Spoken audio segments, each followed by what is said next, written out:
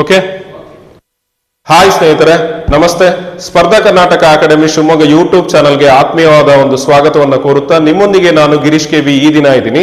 ಸ್ನೇಹಿತರೆ, ನಮ್ಮ ಚಾನಲ್ ಸ್ಪರ್ಧಾ ಕರ್ನಾಟಕ ಅಕಾಡೆಮಿ ಶಿವಮೊಗ್ಗ ಯೂಟ್ಯೂಬ್ ಚಾನಲ್ಗೆ ಸಬ್ಸ್ಕ್ರೈಬ್ ಆಗಿ ಬೆಲ್ ಬಟನ್ ಅನ್ನ ಪ್ರೆಸ್ ಮಾಡೋದ್ರ ಮೂಲಕ ಎಲ್ಲಾ ನೋಟಿಫಿಕೇಶನ್ಸ್ ಗಳನ್ನ ತಕ್ಷಣ ಪಡೆದುಕೊಳ್ಳಿ ಅಂತ ಹೇಳಿ ಕೇಳ್ಕೊಂತ, ಸೊ ಸ್ನೇಹಿತರೆ, ಈ ದಿನ ನಾನು SRPC, KSRP, PC, IRB, HK ಪ್ರಶ್ನೆ ಪತ್ರಿಕೆ 2018ರಲ್ಲಿ ಬಂದಿರುವಂತಹ ಒಂದು ವಿಜ್ಞಾನದ ಪ್ರಶ್ನೆಯನ್ನ ಅನಾಲಿಸಿಸ್ ಮಾಡ್ತಾ ಹೋಗ್ತಾ ಇದ್ದೀನಿ.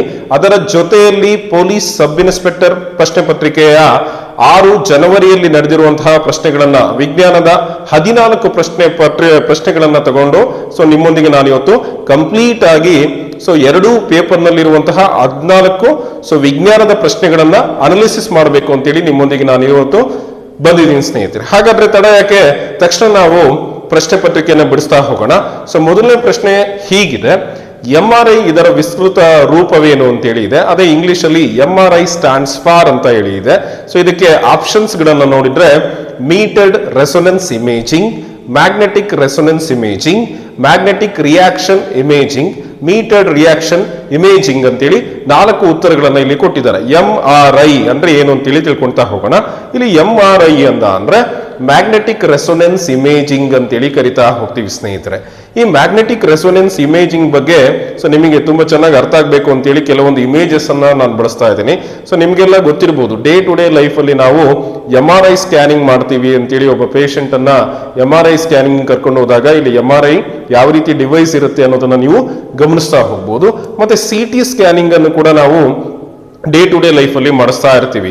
CT ಸ್ಕ್ಯಾನಿಂಗ್ ಮಾಡಿಸಿದೀರಾ ಅಂತ ಕೇಳ್ತಾರೆ, MRI ಸ್ಕ್ಯಾನಿಂಗ್ ಅನ್ನ ಮಾಡಿಸಿದೀರಾ ಅಂತ ಕೇಳ್ತಾರೆ. ಇಲ್ಲಿ MRI ಸ್ಕ್ಯಾನಿಂಗ್ ಅಂದ್ರೆ ಮ್ಯಾಗ್ನೆಟಿಕ್ ರೆಸೊನೆನ್ಸ್ ಇಮೇಜಿಂಗ್ ಅನ್ನುವಂತಹ ಒಂದು ವಿಸ್ತೃತ ರೂಪ, ಅಬ್ರಿವೇಷನ್ ಇಲ್ಲಿ ಇರುತ್ತೆ. ಇದಕ್ಕೆ ಸಂಬಂಧಪಟ್ಟಂತೆ MRI ಸ್ಕ್ಯಾನಿಂಗ್ ಅನ್ನ ಯಾವ ರೀತಿ ಮಾಡ್ತಾರೆ ಅಂತೇಳಿ ಒಂದು ಕಲರ್ಫುಲ್ ಇಮೇಜ್ ಅನ್ನ ನಿಮ್ಗೆ ಆಡ್ ಮಾಡ್ತಾ ಹೋಗಿದ್ದೀನಿ. ಇನ್ನು ಸಪೋರ್ಟಿವ್ ಆಗಿ ಇಲ್ಲಿ ನೋಡಿ MRI ಸ್ಕ್ಯಾನಿಂಗ್ ರಿಪೋರ್ಟ್ ನ ಒಂದು ನಿಮ್ಗಾಗಿ ಆಡ್ ಮಾಡ್ತಾ ಹೋಗಿದ್ದೀನಿ. ಒಂದು ಸ್ಕ್ಯಾನಿಂಗ್ ರಿಪೋರ್ಟ್ ನಮ್ಮ ಜೊತೆಯಲ್ಲಿದೆ. ಇದು ಕೂಡ ಮ್ಯಾಗ್ನೆಟಿಕ್ ರೆಸೊನೆನ್ಸ್ ಇಮೇಜಿಂಗ್ ರಿಪೋರ್ಟ್ ಆಗಿದೆ. So next, in addition to that one, CT scanning ಅಲ್ಲಿ ಬ್ರೈನ್ ನ ಸ್ಕ್ಯಾನ್ ಮಾಡಿದಾಗ ಯಾವ ರೀತಿ ಒಂದು ಇಮೇಜ್ ಇದೆ, MRI ಸ್ಕ್ಯಾನಿಂಗ್ ಅಲ್ಲಿ ಮ್ಯಾಗ್ನೆಟಿಕ್ ರೆಸೊನೆನ್ಸ್ ಇಮೇಜಿಂಗ್ ಸ್ಕ್ಯಾನಿಂಗ್ ಅಲ್ಲಿ ಯಾವ ರೀತಿ ಇಮೇಜ್ ಇದೆ ಅಂತೇಳಿ ಎರಡೂ ಕೂಡ ಕಂಪೇರೇಟಿವ್ ಆಗಿ ಸೊ ಒಂದಕ್ಕೊಂದು ಹೋಲಿಕೆಯನ್ನ ಮಾಡಿಕೊಂಡು ವಿದ್ಯಾರ್ಥಿಗಳು ಕಲೀಲಿ ಅನ್ನುವಂತಹ ಒಂದು ದೃಷ್ಟಿಕೋನದಲ್ಲಿ ಸ್ನೇಹಿತರೆ ನಾನು ಇದನ್ನ ಆಡ್ ಮಾಡ್ತಾ ಹೋಗಿದ್ದೀನಿ. ನೋಡಿ, ಇಲ್ಲಿ ಮತ್ತೆ ಇನ್ನೊಂದು ಡಿವೈಸ್ ಇದೆ. ಇದೊಂದು ಕಂಪ್ಯೂಟರೈಸ್ಡ್ MRI ಸ್ಕ್ಯಾನಿಂಗ್ ಡಿವೈಸ್ ಇದೆ. ಇಲ್ಲಿ ಪೇಷಂಟ್ಸ್ ಅನ್ನ ಸ್ಕ್ಯಾನ್ ಮಾಡಬೇಕು ಅಂದಾಗ ನಾವು ಒಂದು ಡಿವೈಸ್ ಒಳಗಡೆ ನಾವೇನ್ ಮಾಡ್ತೀವಿ, ಆಪರೇಟ್ ಮಾಡ್ತಾ ಹೋಗ್ತೀವಿ. ಇದು ಲ್ಯಾಬ್ ಟೆಕ್ನಿಷಿಯನ್ಸ್ಗಳು, ಲ್ಯಾಬ್ ಅಲ್ಲಿ ತುಂಬಾ ಚೆನ್ನಾಗಿ ಕೆಲಸ ಮಾಡೋರು, MRI ಬಗ್ಗೆ ಕೆಲಸ ಮಾಡೋರಿಗೆ ಈ ಒಂದು ವಿಚಾರಗಳು ತುಂಬಾ ಆಳವಾಗಿ ಗೊತ್ತಿರುತ್ತೆ. ಸೊ ನೀವು ಎಕ್ಸಾಮಿನೇಷನ್ ಪಾಯಿಂಟ್ ಆಫ್ ವ್ಯೂ ಇಂದ ಏನ್ ಕಲಿಬೇಕು ಅಂದ್ರೆ, MRI ಅಂದ್ರೆ ಮ್ಯಾಗ್ನೆಟಿಕ್ ರೆಸೊನೆನ್ಸ್ ಇಮೇಜಿಂಗ್ ಅನ್ನುವಂತಹ ಒಂದು ವಿಸ್ತೃತ ರೂಪವನ್ನ ಪಾಯಿಂಟ್ ಆಫ್ ಎಕ್ಸಾಮಿನೇಷನ್ ಒಂದು ವಿಚಾರವಾಗಿ ಕಲಿತಾ ಹೋಗ್ಬೇಕು. ಇದನ್ನ ನೆನ್ಪಿಟ್ಕೊಳ್ಳಿ, ನೋಟ್ ಮಾಡ್ಕೊಳ್ಳಿ. ಅದೇ ರೀತಿ ಎರಡನೇ ಪ್ರಶ್ನೆ ಹೀಗಿದೆ. PSI ಎಕ್ಸಾಮ್ಸ್ ಅಲ್ಲಿ ಮತ್ತೆ PC ಎರಡೂ ಪ್ರಶ್ನೆ ಪತ್ರಿಕೆಯ ಒಂದು 14 ಪ್ರಶ್ನೆಗಳನ್ನ ತಗೊಂಡಿರುವಂತದ್ದು ನಾನು.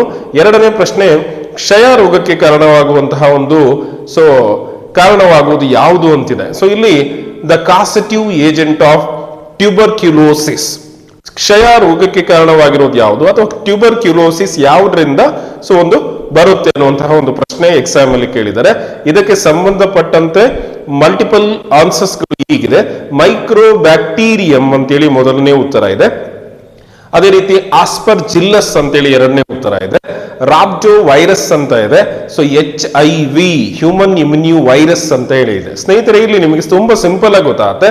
ಹ್ಯೂಮನ್ ಇಮ್ಯುನ್ಯೂ ವೈರಸ್ ಅಂದ್ರೆ HIV, ಏಡ್ಸ್ ಅನ್ನ ಹರಡುವಂತಹ ಒಂದು ಮಾನವ ನಿರೋಧ ಅಭಾವ ವೈರಸ್ ಆಗಿದೆ. ಅದು ಇಲ್ಲಿ ಕ್ಷಯ ರೋಗವನ್ನ ಹರಡೋಲ್ಲ. ಹಾಗಾದ್ರೆ ಇಲ್ಲಿ ಕ್ಷಯ ರೋಗವನ್ನ ಹರಡುವಂತಹ ಒಂದು ಕಾಸೆಟಿವ್ ಏಜೆಂಟ್ ಯಾವುದು ಅಂದ್ರೆ ಮೈಕ್ರೋ ಬ್ಯಾಕ್ಟೀರಿಯಂ ಟ್ಯೂಬರ್ಕ್ಯುಲೋಸಿಸ್ ಅನ್ನುವಂತಹ ಒಂದು ಉತ್ತರ ಏನಾಗಿದೆ, ಇಲ್ಲಿ ಸರಿಯಾದ ಉತ್ತರ ಆಗಿದೆ. The causative agent of tuberculosis is nothing but micro bacterium tuberculosis. ಇದು ಸರಿಯಾದ ಉತ್ತರ. ಈ ಮೈಕ್ರೋ ಬ್ಯಾಕ್ಟೀರಿಯಂ ಟ್ಯೂಬರ್ಕ್ಯುಲೋಸಿಸ್ ಅನ್ನ ನಾವು ಎಲೆಕ್ಟ್ರಾನಿಕ್ ಮೈಕ್ರೋಸ್ಕೋಪ್ ಇಂದ ನೋಡಿದರೆ ಯಾವ ರೀತಿ ಇಮೇಜ್ ಕಾಣುತ್ತೆ ಅಂತೇಳಿ ನಿಮ್ಮ ಒಂದು ಕುತೂಹಲಕ್ಕಾಗಿ ನಾನಿಲ್ಲಿ ಈ ಒಂದು ಸ್ಕ್ರೀನ್ ಅಲ್ಲಿ ವಾಲ್ ಪೇಪರ್ ನ ಆಡ್ ಮಾಡ್ತಾ ಹೋಗ್ತೀನಿ. This is nothing but a micro bacterium tuberculosis in electronic microscope. ಇದನ್ನು ನೀವು ಸರಳವಾಗಿ ಅರ್ಥ ಮಾಡ್ಕೊಳ್ಳಿ. In addition to that one ನೋಡಿ, ಇಲ್ಲಿ ಒಂದು ಮಾಹಿತಿ ಇದೆ. ಕಾಸೆಟಿವ್ ಏಜೆಂಟ್ ನೋಡಿ, tuberculosis is caused by micro bacterium tuberculosis. Tuberculosis ಕ್ಷಯ ರೋಗ ಮೈಕ್ರೋಬ್ಯಾಕ್ಟೀರಿಯಂ ಟ್ಯೂಬರ್ಕ್ಯುಲೋಸಿಸ್ ಇಂದ ಹರಡುತ್ತದೆ. It is nothing but a acid fast bacillus. ಇದೊಂದು ಬ್ಯಾಸಿಲಸ್ ಜಾತಿಯ ಆಸಿಡ್ ಅಂದ್ರೆ ಆಮ್ಲೀಯ ಗುಣವನ್ನು ಹೊಂದಿರುವಂತದ್ದು. 3 type of the tuberculosis bacilli are responsible for the diseases of man.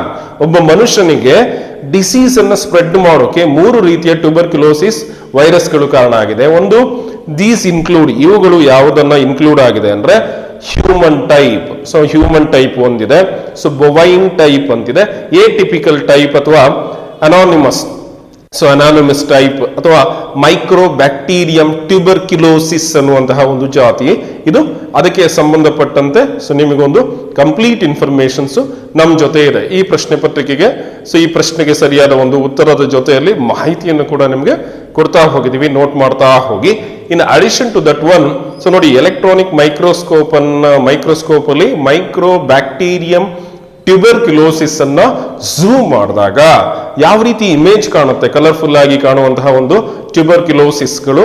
So virus ಇದು ಬ್ಯಾಕ್ಟೀರಿಯಾ, ಸೊ ಮೈಕ್ರೋಬ್ಯಾಕ್ಟೀರಿಯಂ ಟ್ಯೂಬರ್ಕ್ಯುಲೋಸಿಸ್ ಅನ್ನುವಂತಹ ಒಂದು ಬ್ಯಾಕ್ಟೀರಿಯಾದ ಝೂಮ್ ಇಮೇಜ್ ಅನ್ನು ನಾವು ಇಲ್ಲಿ ಸೊ ನಿಮಗಾಗಿ ಸೊ ಕೊಡ್ತಾ ಇದ್ದೀವಿ. ಸೊ ಇದರ ಜೊತೆಯಲ್ಲಿ ಇದು ಯಾವ ರೀತಿ ಒಬ್ಬ ಮನುಷ್ಯನ ಒಂದು ಬಾಡಿಗೆ ಅಟ್ಯಾಕ್ ಮಾಡಿದಾಗ, ಮೈಕ್ರೋಬ್ಯಾಕ್ಟೀರಿಯಂ ಕ್ಷಯ ರೋಗ ಬಂದಾಗ ಆ ಒಂದು ಬ್ಯಾಕ್ಟೀರಿಯಾ ಸೊ ಆ ಒಂದು ದೇಹದ ಭಾಗದಲ್ಲಿ ಲಂಗ್ಸ್ ಅಲ್ಲಿ ಇರುವಂತದ್ದು, ಆ ಲಂಗ್ಸ್ ಅನ್ನ ಸ್ಕ್ಯಾನ್ ಮಾಡಿದಾಗ ಎಷ್ಟು ಸ್ಪ್ರೆಡ್ ಆಗಿದೆ ಅನ್ನೋದನ್ನ ಈ ಒಂದು ಇಮೇಜ್ ಅಲ್ಲಿ ನೀವು ಕ್ಲಾರಿಟಿಯನ್ನ ಪಡ್ಕೊಂಡು ಈ ಒಂದು ಕ್ವಶನ್ ಅನ್ನ ತುಂಬಾ ಸರಳವಾಗಿ ಎಕ್ಸಾಮಿನೇಷನ್ ಪಾಯಿಂಟ್ ಆಫ್ ವ್ಯೂ ಇಂದ ಅರ್ಥ ಮಾಡ್ಕೋಬಹುದು ಸ್ನೇಹಿತರೆ. In addition to that one, 3ನೇ ಪ್ರಶ್ನೆ ಹೀಗಿದೆ: ಈ ಕೆಳಕಂಡವುಗಳಲ್ಲಿ ಯಾವುದು ಪ್ರತಿರೋಧಕಗಳನ್ನ ಉತ್ಪಾದಿಸುತ್ತದೆ? ನಮ್ಮ ಬಾಡಿಯಲ್ಲಿ ಪ್ರತಿರೋಧಕ ಶಕ್ತಿ, ಇಮ್ಯುನಿ ಸಿಸ್ಟಮ್ ಅನ್ನು ಡೆವಲಪ್ ಮಾಡೋದು ಯಾವುದು ಅಂದ್ರೆ ಆಂಟಿಬಾಡೀಸ್ ಅನ್ನು ಡೆವಲಪ್ ಮಾಡೋದು ಯಾವುದು? So which one of the following cells produce antibody? Antibodies ಅನ್ನ ಬಾಡಿಯಲ್ಲಿ ಸೆಲ್ಸ್, ಯಾವ ಸೆಲ್ಸ್ಗಳು ಪ್ರೊಡ್ಯೂಸ್ ಮಾಡುತ್ತೆ ಅನ್ನುವಂತಹ ಪ್ರಶ್ನೆ ಇದೆ. ಇದಕ್ಕೆ ಸಂಬಂಧಪಟ್ಟಂತೆ ವಸ್ತುನಿಷ್ಠ ಉತ್ತರಗಳು ಹೀಗಿದೆ: ಎಸಿನೋಫಿಲ್ ಅಂತೇಳಿ ಮೊದಲನೇ ಉತ್ತರ, ಮೊನೋಸೈಟ್ಸ್ಗಳು ಅಂತಿದೆ, ಬಾಸೋಫಿಲ್ ಅಂತ ಇದೆ, ಲಿಂಫೋಸೈಟ್ಸ್ ಅಂತ ಇದೆ. ಈ 4 ಉತ್ತರದಲ್ಲಿ ಯಾವ ಒಂದು ಸೆಲ್ಸ್ಗಳು ಬಾಡಿಯಲ್ಲಿ ಆಂಟಿಬಾಡೀಸ್ಗಳನ್ನ ಉತ್ಪತ್ತಿ ಮಾಡುತ್ತದೆ ಅಂತ ಏನಾದ್ರು ಥಿಂಕ್ ಮಾಡ್ತಾ ಹೋದ ಅಂದ್ರೆ ಅದಕ್ಕೆ ಸರಿಯಾದ ಉತ್ತರ ಬಂದ್ಬಿಟ್ಟು ಲಿಂಫೋಸೈಟ್ಸ್ಗಳು ಅಂತೇಳಿ. ನೀವು ಬ್ಲಡ್ ಅನ್ನ ಕಾಂಪೋಸಿಷನ್ಸ್ ಅನ್ನ ಓದಿರ್ಬೋದು, ಲಿಂಫೋಸೈಟ್ಸ್ ಅಂತ ಓದಿದ್ದೀರಾ ಸ್ನೇಹಿತರೆ. ಈ ಲಿಂಫೋಸೈಟ್ಸ್ಗಳು ನಮ್ಮ ಬಾಡಿಯಲ್ಲಿ ಪ್ರತಿರೋಧಕಗಳನ್ನ ಉತ್ಪಾದನೆಯನ್ನ ಮಾಡುತ್ತದೆ, ಅಂದ್ರೆ ಆಂಟಿಬಾಡೀಸ್ ಅನ್ನ ಬಾಡಿಯಲ್ಲಿ ಪ್ರೊಡ್ಯೂಸ್ ಮಾಡುವಂತಹ ಸೆಲ್ಸ್ ಬಂದ್ಬಿಟ್ಟು ಲಿಂಫೋಸೈಟ್ಸ್ ಅಂತೇಳಿ ಕರಿತಾ ಹೋಗ್ತೀವಿ. ಇದಕ್ಕೆ ಅಡಿಷನ್ ನೋಡಿ, antibodies R produced by the specialised white blood cells are nothing but lymphocytes ಅಥವಾ ಬಿ ಸೆಲ್ಸ್ ಅಂತ ಹೇಳಿ ಕರೀತಾರೆ. ನೋಡಿ, ವೈಟ್ ಬ್ಲಡ್ ಸೆಲ್ಸ್ಗಳು ಮಾನವನ ದೇಹದ ರಕ್ತದಲ್ಲಿ RBC ಇದೆ, ರೆಡ್ ಬ್ಲಡ್ ಸೆಲ್ಸ್ ಇದೆ, WBC ಇದೆ, ವೈಟ್ ಬ್ಲಡ್ ಸೆಲ್ಸ್ ಇದೆ. ಈ ವೈಟ್ ಬ್ಲಡ್ ಸೆಲ್ಸ್ಗಳು ಅಂದ್ರೆ ಲಿಂಫೋಸೈಟ್ಸ್ಗಳು ಅಂತ ಕರೀತಾರೆ. ಈ antigen binds to the B cell surface. It stimulates the B cell to divide the mature into the group identical cell called a clone.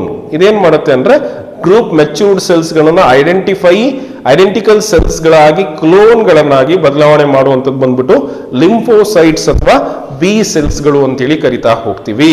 ಈ ಮಾಹಿತಿಯನ್ನ ನೀವು ಎಕ್ಸಾಮಿನೇಷನ್ ಪಾಯಿಂಟ್ ಆಫ್ ವ್ಯೂ ಇಂದ ನೋಟ್ ಮಾಡ್ತಾ ಹೋಗಿ.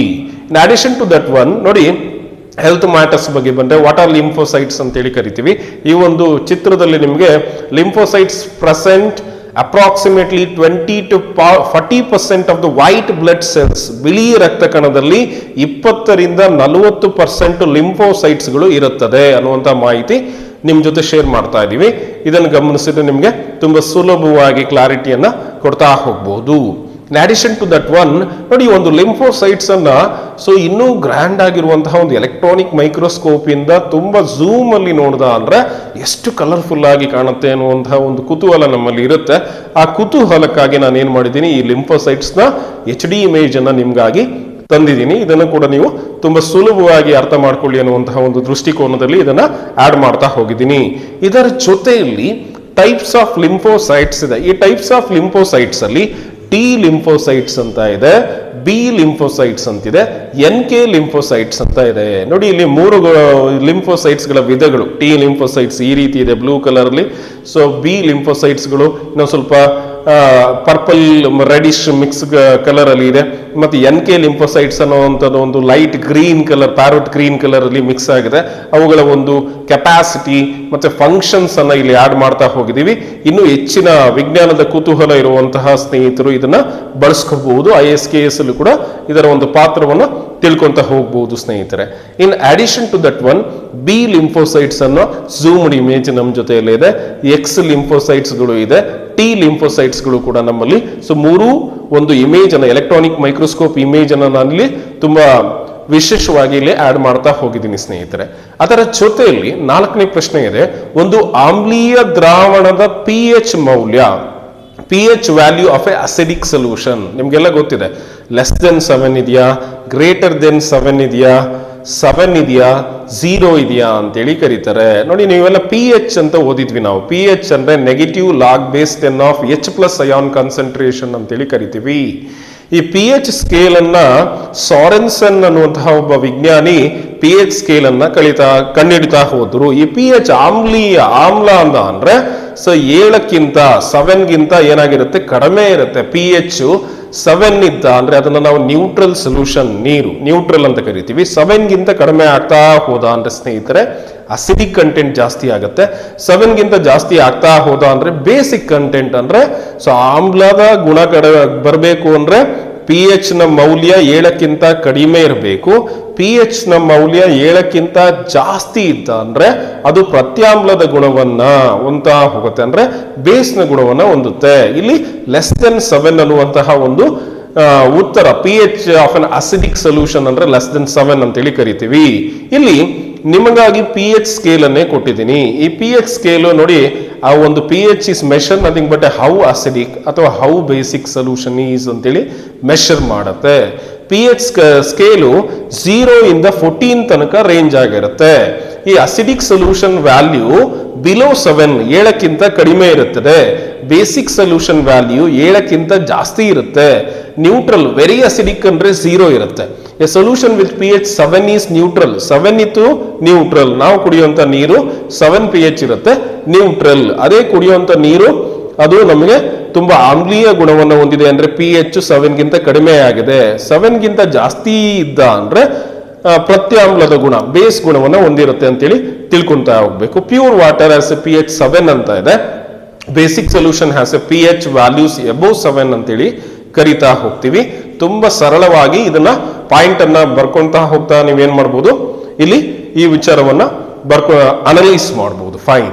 In addition to that one, pH scale ಅನ್ನ ಹಾಕಿದೀವಿ ನೋಡಿ. Neutral ಅಂದ್ರೆ ಮಧ್ಯದಲ್ಲಿದೆ, pH ಅಸಿಡಿಕ್ ಆ ಕಡೆ ಇದೆ, ಅಲ್ಕಲೈನ್ ಬೇಸಿಕ್ ನೇಚರ್ ಈ ಕಡೆ ಇದೆ. 7ಗಿಂತ ಕಡಿಮೆ ಇದೆ ಅಸಿಡಿಕ್ ಕಂಟೆಂಟ್, ಗಮನಿಸಿ. 7ಗಿಂತ ಜಾಸ್ತಿ ಇದೆ ಬೇಸಿಕ್ ಕಂಟೆಂಟ್ ಅಂದ್ರೆ ಅಲ್ಕಲೈನ್ ಬೇಸ್ ಕಂಟೆಂಟ್ ಬರ್ತಾ ಹೋಗುತ್ತೆ. ಈ ಸ್ಕೇಲು ಕೂಡ ತುಂಬಾ ಸರಳವಾಗಿ ಕಲಾ ವಿದ್ಯಾರ್ಥಿಗಳಿಗೆ, ಕಲಾ ಮಾಧ್ಯಮದ ಒಂದು ಮಿತ್ರರಿಗಾಗಿ, ಸ್ಪರ್ಧಾ ಮಿತ್ರರಿಗಾಗಿ ನಾವು ಆಡ್ ಮಾಡ್ತಾ ಹೋಗಿದ್ದೀನಿ. In addition to that one, ಇಲ್ಲೂ ಕೂಡ ಇನ್ನೂ ಸರಳವಾಗಿ ತಿಳ್ಕೋಬೇಕು ಅಂದ್ರೆ ಮತ್ತೊಂದು pH ಸ್ಕೇಲ್ ನಮ್ಮ ಜೊತೆಯಲ್ಲಿದೆ. ಆ pH ಸ್ಕೇಲು ಕೂಡ ಪಾಠದ ಜೊತೆಯಲ್ಲೇ ಇಲ್ಲಿ ಇರೋದ್ರಿಂದ ನೀವು ಕೂಡ ಇದನ್ನ ತುಂಬಾ ಸರಳವಾಗಿ ಇದರಲ್ಲಿರುವಂತಹ ಒಂದು ಇನ್ಫಾರ್ಮೇಶನ್ಸ್ ಅನ್ನ ಬೇರೆ ಬೇರೆ ಕಾಂಪಿಟೇಟಿವ್ ಎಕ್ಸಾಮ್ಸ್ ಗಳಿಗೆ ಡಿಫರೆಂಟ್ pH ಗಳು ಇರುವಂತಹ ಒಂದು ಚಾರ್ಟ್ ನಮ್ಮ ಜೊತೆಯಲ್ಲಿದೆ. ಈ ಡಿಫರೆಂಟ್ pH ಗಳು ಇರುವಂತಹ ಚಾರ್ಟ್ ಅನ್ನ ನೆಗ್ಲೆಕ್ಟ್ ಮಾಡಬೇಡಿ. KS ಎಕ್ಸಾಮ್ಸ್ ಅಲ್ಲಿ ಪರ್ಟಿಕ್ಯುಲರ್ ಆಗಿ ಫಾರ್ ಎಕ್ಸಾಂಪಲ್ ಸಲೈವಾ ಅಥವಾ ಮಿಲ್ಕ್ ನ pH ಎಷ್ಟು ಅಂತ ಕೇಳ್ತಾರೆ. ಸೊ ಅಥವಾ ಲೆಮನ್ ಜ್ಯೂಸ್ ಅಥವಾ ವಿನೇಗರ್ನ pH ಎಷ್ಟು ಅಂತ ಕೇಳ್ತಾರೆ, ಅಥವಾ ಅಮೋನಿಯಾ ಅಥವಾ ಕ್ಲೆನ್ಸಸ್ ಗಳ pH ಎಷ್ಟು ಅಂತ ಕೇಳ್ತಾರೆ. ಈ ರೀತಿ ಎಲ್ಲ ಬಹಳಷ್ಟು ನಾವು ಎಕ್ಸ್ಪೆಕ್ಟ್ ಮಾಡದ ಲೆವೆಲ್ ಅಲ್ಲಿ ಪ್ರಶ್ನೆಗಳು ಬರೋದ್ರಿಂದ ಇಲ್ಲಿ ಎಲ್ಲಾ ಮಾಹಿತಿಯನ್ನು ಕೂಡ ಒಂದು ಪ್ರಶ್ನೆಯನ್ನು ಕೇವಲ ಒಂದು ಡೈಮೆನ್ಷನ್ಸ್ ಅಲ್ಲಿ ಅನಲೈಸ್ ಮಾಡೋದಕ್ಕಿಂತ ಹಲವಾರು ಮಲ್ಟಿ ಡೈಮೆನ್ಷನಲ್ ಅನಾಲಿಸಿಸ್ ಅನ್ನ ಮಾಡಿ ಇಲ್ಲಿ ಉತ್ತರಗಳನ್ನು ಆಡ್ ಮಾಡ್ತಾ ಹೋಗಿದ್ದೀವಿ ಸ್ನೇಹಿತರೆ. ನೆಕ್ಸ್ಟ್ pH ಸ್ಕೇಲ್ಗಳು ಇಲ್ಲಿ ಮತ್ತೆ ಇನ್ನು ಸುಲಭವಾದ ರೀತಿಯಲ್ಲಿ ನಿಮಗೆ ಆಡ್ ಆಗ್ತಾ ಹೋಗಿದೆ, ಅದನ್ನು ಕೂಡ ಗಮನಿಸಬಹುದು. ಫೈನ್. ಸೊ 5ನೇ ಪ್ರಶ್ನೆ ಹೀಗಿದೆ, ನಿರ್ಜಲೀಕರಣ ಉಂಟಾದಾಗ ಸೊ ಇಲ್ಲಿ ಏನಾಗುತ್ತೆ, ದೇಹವು ಯಾವ ಒಂದು ಅಂಶವನ್ನ ನೋಡಿ, ಬಾಡಿಯಲ್ಲಿ ಡಿಹೈಡ್ರೇಷನ್ ಆಗತ್ತೆ, ನೀರಿನ ಅಂಶವನ್ನ ಕಳೆದುಕೊಳ್ಳುವುದು dehydration. So dehydration, over dehydration, ನಿರ್ಜಲೀಕರಣ ಆದ ಅಂದರೆ ನಮ್ಮ ಬಾಡಿಯಲ್ಲಿ ಯಾವ ಕಂಟೆಂಟ್ ಕಡಿಮೆ ಆಗುತ್ತದೆ ಅಂತೇಳಿ ಒಂದು ಪ್ರಶ್ನೆ ಇದೆ ಎಕ್ಸಾಮ್ಸ್ ಅಲ್ಲಿ ಕೇಳಿರೋದು. ಮೊದಲನೇದಾಗಿ ಶುಗರ್, ಸಕ್ಕರೆ ಕಡಿಮೆ ಆಗುತ್ತಾ? ಎರಡನೇದಾಗಿ ಸೋಡಿಯಂ ಕ್ಲೋರೈಡ್, ಕಾಮನ್ ಸಾಲ್ಟ್ ಕಡಿಮೆ ಆಗುತ್ತಾ? ಮೂರನೇದಾಗಿ ಕ್ಯಾಲ್ಸಿಯಂ ಫಾಸ್ಫೇಟ್ ಕಡಿಮೆ ಆಗುತ್ತಾ? ನಾಲ್ಕನೇದಾಗಿ ಪೊಟ್ಯಾಷಿಯಂ ಕ್ಲೋರೈಡ್ ಕಡಿಮೆ ಆಗುತ್ತಾ ಅಂತ ಕೇಳ್ತಾ ಇದ್ದಾರೆ. ನಿರ್ಜಲೀಕರಣ, ಡಿಹೈಡ್ರೇಷನ್ ಆದ ಅಂದ್ರೆ ನೀರಿನ ಜೊತೆಗೆ ನಮ್ಮ ಬಾಡಿಯಲ್ಲಿ ಇರುವಂತಹ ಕಾಮನ್ ಸಾಲ್ಟ್ ಸೋಡಿಯಂ ಕ್ಲೋರೈಡ್ ಕಡಿಮೆ ಆಗುತ್ತದೆ ಅಂತೇಳಿ ತಿಳ್ಕೊಂತ ಹೋಗ್ಬೇಕು. ಇಲ್ಲಿ ಡಿಹೈಡ್ರೇಷನ್ ಅಂದ್ರೆ ಏನು? Loss of water from the body, ದೇಹದಲ್ಲಿರುವಂತಹ ನೀರಿನ ಅಂಶವನ್ನ ಕಳೆದುಕೊಳ್ಳುವುದು. It is almost invariably associated with some amount of salt. ನೀರಿನ ಅಂಶದ ಜೊತೆಯಲ್ಲಿ ಸ್ವಲ್ಪ ಪ್ರಮಾಣದ ಒಂದು ಲವಣ ಅಂದ್ರೆ ಉಪ್ಪಿನ ಅಂಶವು ಕೂಡ ಕಡಿಮೆ ಆಗ್ತಾ ಹೋಗುತ್ತೆ ಬಾಡಿಲಿ. ಸೋಡಿಯಂ ಕ್ಲೋರೈಡ್ ಕಂಟೆಂಟ್ ಕಡಿಮೆ ಆಗುತ್ತೆ. That is nothing but dehydration, ನಿರ್ಜಲೀಕರಣ ಕನ್ನಡದಲ್ಲಿ ಕರೀತಾರೆ. ಇಲ್ಲಿ ಒಬ್ಬ ಮನುಷ್ಯನಿಗೆ ನಿರ್ಜಲೀಕರಣ ಆಗಿದೆ ಅಂದ್ರೆ ಅದು ಸಿಂಪ್ಟಮ್ಸ್ ಏನು, ಯಾವ ರೀತಿಯ ಒಂದು ಸಿಂಪ್ಟಮ್ಸ್ ಕಾಣುತ್ತೆ ಅಂದ್ರೆ ಮೊದಲನೇದಾಗಿ ಡ್ರೈ ಮೌತ್, ಯಾವಾಗ್ಲೂ ಬಾಯಿ ಒಣಗ್ತಾ ಇದೆ ಸರ್, ನೀರು ಕುಡಿಬೇಕು ಅನ್ಸುತ್ತೆ. ಥರ್ಸ್ಟ್ ಅಂದ್ರೆ ಸೊ ಬಾಯಾರಿಕೆ ಆಗತ್ತೆ. ಫಟಿಗ್ ಅಂದ್ರೆ ಸೊ ಒಂದು ಬಾಡಿ ಡೆವಲಪ್ ಆಗುವಂಥದ್ದು. ಡಿಸಿನೆಸ್, ತಲೆ ತಿರುಗುವಂಥದ್ದು. ಡಾರ್ಕ್ ಯೂರಿನ್, ಸೊ ಒಂದು ಡಾರ್ಕ್ ಕಲರ್ ಮೂತ್ರ ವಿಸರ್ಜನೆಯನ್ನ ಮಾಡುವಂಥದ್ದು. ಹೆಡೇಕ್, ವಿಪರೀತ ತಲೆನೋವು ಬರೋದು. ಈ ಎಲ್ಲ ಕಾರಣಗಳು ಯಾಕೆ ಬರುತ್ತೆ ಅಂದ್ರೆ ನಿರ್ಜಲೀಕರಣ, ಡಿಹೈಡ್ರೇಷನ್ ನ ಸಿಂಪ್ಟಮ್ಸ್. ಹಾಗಾಗಿ ಏನ್ ಮಾಡಬೇಕು ಅಂದ್ರೆ ಅತಿ ಹೆಚ್ಚಿನ ಒಂದು ನೀರಿನ ಅಂಶವನ್ನು ನಾವು ಪದೇ ಪದೇ ನೀರನ್ನು ಕುಡಿಯುವಂತ ಒಂದು ಒಳ್ಳೆ ಹ್ಯಾಬಿಟ್ ಅನ್ನ ಬೆಳೆಸ್ಕೊಳೋದ್ರಿಂದ ನಾವು ಡಿಹೈಡ್ರೇಷನ್ಸ್ ಅನ್ನ ತಡೆಯಬಹುದು. ಇದೆಲ್ಲ ನಮಗೆ ಸಿಂಪ್ಟಮ್ಸ್ ಅನ್ನ ನಿಮಗೆ ಕೊಟ್ಟಿದ್ದೀನಿ. In addition to that one ನೋಡಿ, ಇಲ್ಲಿ ಕೆಲವೊಂದ್ಸರಿ ಬ್ಯಾಡ್ ಬ್ರೀತ್ ಅಥವಾ ಡ್ರೈ ಮೌತ್ ಬರುತ್ತೆ. ಸೊ ಇಲ್ಲಿ ಪದೇ ಪದೇ ಇಲ್ಲಿ ಆಕ್ಸಲರೇಟೆಡ್ ಹಾರ್ಟ್ ಬೀಟ್ ಅಲ್ಲಿ ವ್ಯತ್ಯಾಸ ಆಗ್ಬೋದು. So joint and muscle pain ಬರ್ಬೋದು. ಹೆಡ್ಏಕ್ ಅಂಡ್ ಲೈಟ್ ಹೆಡ್ಏಕ್ನೆಸ್, ಅರ್ಧ ತಲೆನೋವು ಬರೋದು. ಕಾನ್ಸ್ಟಿಪೇಷನ್, ಸೊ ಒಂದು ಮಲಬದ್ಧತೆ ಆಗ್ಬಹುದು, ಅಥವಾ ಅದರ ಡೈಜೆಸ್ಟಿವ್ ಇಶ್ಯೂಸ್, ಜೀರ್ಣಕ್ರಿಯೆಯಲ್ಲಿ ವ್ಯತ್ಯಾಸ ಆಗ್ಬಹುದು. ಸೊ ಬಾಡಿಯಲ್ಲಿ ಜೀರ್ಣಕ್ರಿಯೆಯಲ್ಲಿ ವ್ಯತ್ಯಾಸ ಆದ ಅಂದ್ರೆ ಮಲಬದ್ಧತೆ ಬರುತ್ತೆ. ಸೊ ನೀರಿನ ಅಂಶವನ್ನು ಜಾಸ್ತಿ ಸೇವಿಸಬೇಕು. ಸೊ ಬಾಯಿ ಒಣಗುತ್ತೆ, ಆಕಳಿಕೆ ಬರುತ್ತೆ, ನೀರಿನ ಅಂಶವನ್ನು ಜಾಸ್ತಿ ಕುಡಿಬೇಕು. ತಲೆನೋವು ಬರುತ್ತೆ, ಅರ್ಧ ತಲೆನೋವು ಬರುತ್ತೆ, ಅವಾಗ್ಲೂ ಕೂಡ ನೀರಿನ ಅಂಶವನ್ನು ಬಳಸಿ.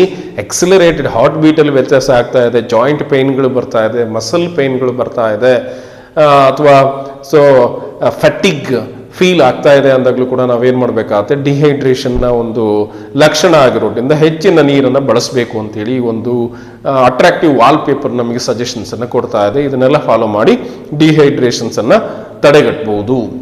ಇಲ್ಲಿ ಸಿಂಪ್ಟಮ್ಸ್ ಗಳನ್ನ ಕೊಡ್ತಾ ಇದೀವಿ. ಇಲ್ಲಿ ನೋಡಿ, ಡಿಹೈಡ್ರೇಷನ್ ಆದಾಗ ಇಲ್ಲಿ ನೀರಿನ ಅಂಶ ಬಾಡಿಯಲ್ಲಿ ಪೂರ್ತಿಯಾಗಿ ಕಡಿಮೆ ಆಗಿರೋದ್ರಿಂದ ಸಿಂಬಲೈಸ್ ಆಗಿ ಪರ್ಸೆಂಟೇಜ್ ಲೆವೆಲ್ ಅಲ್ಲಿ ನಿಮಗೆ ಕೊಡ್ತಾ ಹೋಗಿದೀವಿ, ಗಮನಿಸಿ. Next, what happens to our body when you are dehydrated ಅಂತ ಹೇಳಿ ಒಂದು ಲಿಸ್ಟ್ ಕೊಟ್ಟಿದ್ದೀವಿ, ಸೈನ್ಸ್ ಕೊಟ್ಟಿದ್ದೀವಿ.